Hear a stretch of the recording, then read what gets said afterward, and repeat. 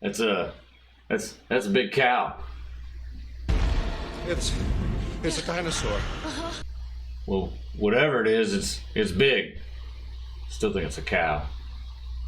Well, Cletus, it's not a cow, but it is something you might find in this week's featured location, Eternity Range, where after turn 3, they add a rock to the losing player's side.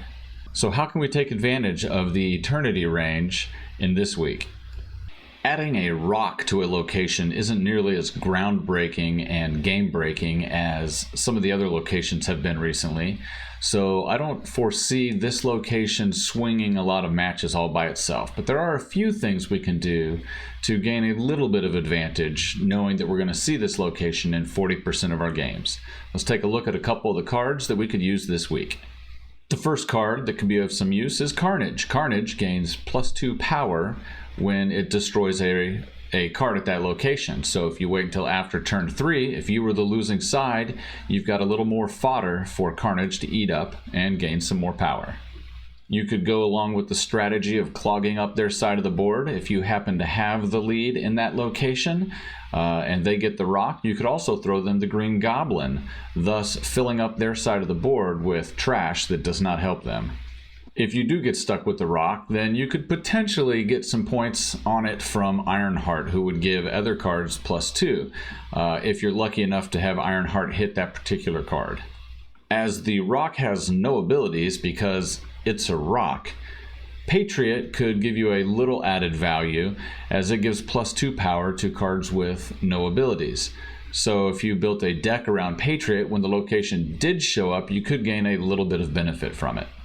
Along with Patriot, if you're throwing around a bunch of rocks, you might as well throw around some extra rocks.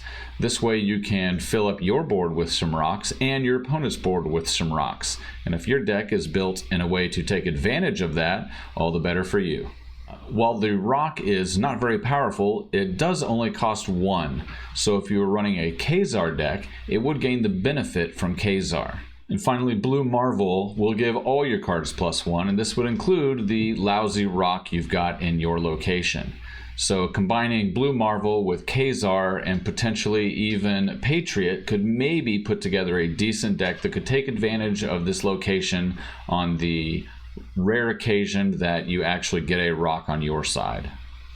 So that's it for this week's featured location, Eternity Range.